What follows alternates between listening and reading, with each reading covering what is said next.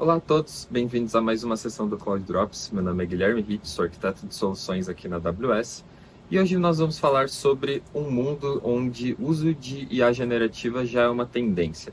Então, desde grandes empresas até startups que estão começando negócios utilizando essa tecnologia que permite que você faça resumos de textos, gere informações novas a partir dos documentos existentes, gere imagens ou edite imagens de acordo com o que você precisa. Você precisa criar, por exemplo, uma peça publicitária, você gera o texto, todo o roteiro que vai estar contido nela. Empresas de TI onde você consegue fazer geração de código, geração de testes unitários, automatização do que tem dentro do backlog, análise de segurança. Então, no mundo onde você tem essas possibilidades, você acaba olhando para isso e pensa, como é que eu consigo utilizar isso dentro dos meus projetos pessoais ou até mesmo dentro da minha empresa, sendo que eu não tenho uma formação em machine learning, ou eu começo a pensar em quantos servidores, quantas instâncias eu vou precisar subir para treinar um modelo como esse, quanto isso vai custar, eu vou usar GPU, vou usar CPU, e tudo isso traz uma complexidade maior do que simplesmente pensar no problema que você quer resolver. E pensando nesse ponto de vista, a AWS ela lançou um serviço chamado Amazon Bedrock. A ideia do Bedrock é entregar modelos de fundação e LLMs por meio de APIs. Então, você chamando uma API, passando os parâmetros de qual modelo você deseja usar, você consegue fazer esse tipo de interação, que vão, novamente, dentro desses casos de uso que eu dei, até alguns outros que a gente pode imaginar. As possibilidades são bem grandes aqui. E dentro do Bedrock, uma coisa que é bem interessante dele é que ele não é o modelo em si. O Bedrock, ele disponibiliza modelos. Então, você tem ali, a AWS, ela olhou para o mercado e procurou ali quais eram os melhores modelos que nós tínhamos disponíveis. Então, assim, foi feita uma curadoria dentro de alguns modelos, como, por exemplo, o Llama 2 da Meta, que é um modelo público, open source, até modelos que pertencem a empresas como, por exemplo, o Claude 2 da Anthropic ou o Jurassic 2 da AI21 Labs, entre outros, estão disponíveis dentro do Bedrock para você utilizar. E quando eu comentei ali da curadoria, então foram modelos onde a gente já checou se existe um nível bom de assertividade ali, que são modelos que funcionam bem, dão bons resultados, né, dentro das interações que são feitas.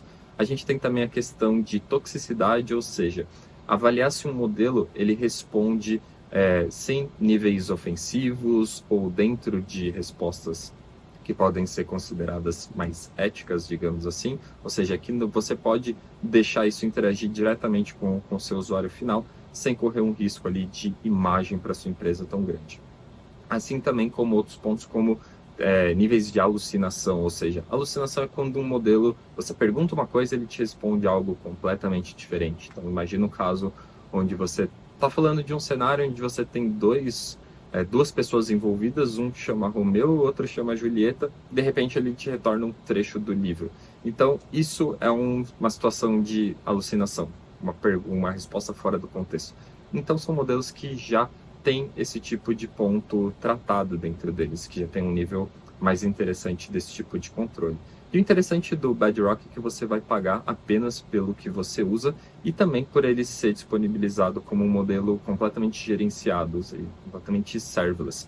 Então você não precisa se preocupar em subir instância, desligar instância. Será que se eu habilitar um modelo eu já estou pagando por ele? Não. Você vai pagar pelo número de tokens que você envia para o modelo e que ele gera de volta para você, tá? Isso o que é token? O token basicamente é uma outra forma da gente dizer cada uma das palavras que tem ali dentro do seu texto. Não necessariamente um token é exatamente uma palavra. Por exemplo, ali dentro quando eu falo que eu tenho 100 tokens, eu tenho aproximadamente 75 palavras. Isso porque a gente tem alguns pontos. Por exemplo, se eu pego a palavra emoção, eu posso ter variações dentro dela de emotivo, emocional. Então, dentro de uma mesma palavra, você pode ter variações. Isso vai gerar em mais tokens. Mas, enfim. O ponto que é interessante é você tem essa possibilidade ali dentro, vai pagar apenas pelo que você usa, mas também uma coisa bem relevante que é a parte da segurança.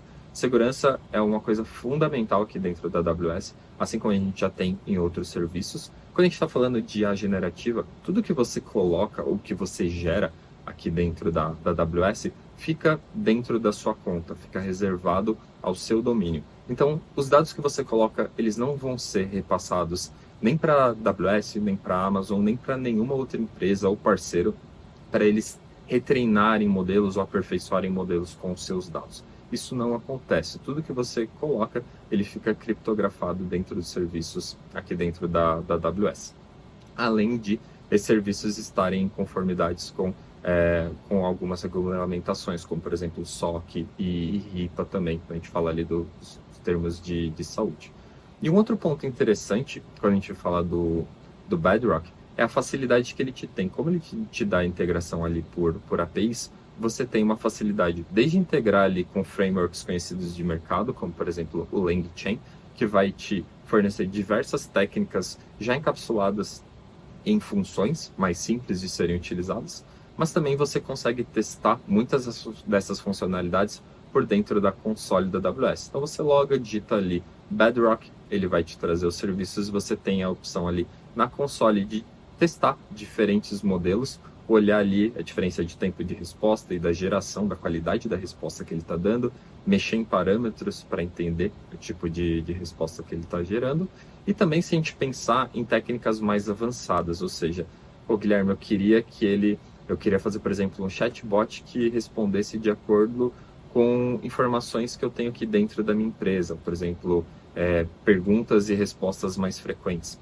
Você consegue colocar esses seus arquivos com informações dentro de repositórios aqui da AWS e utilizar funções como knowledge bases ou bases de conhecimento estendidas para falar, olha, Bedrock, leia desse repositório, aplique algoritmos como que vão fazer, por exemplo, o embedding, e o embedding nada mais é do que você transformar ali textos ou imagens em notações numéricas e guardar isso num banco de dados vetorial.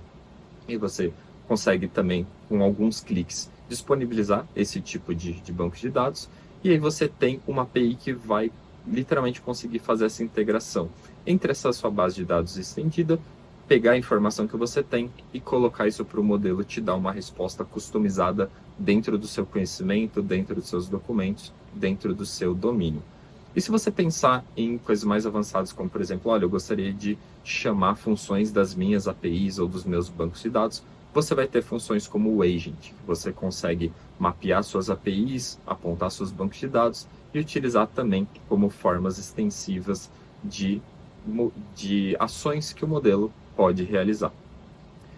Aqui, então, fica o convite para que vocês acessem a console da AWS, acessem a página da AWS, você pode acessar ml.aws, você já vai ser direcionado para a parte de Machine Learning da empresa, e a partir dali você consegue identificar outros serviços e também documentação e mais detalhes do Bedrock, por exemplo. Fica também o convite para vocês acessarem o Skill Builder, onde você tem ali opções de curso gratuito para testarem e aprofundarem dentro dessa ferramenta. Então, meus agradecimentos e até a próxima.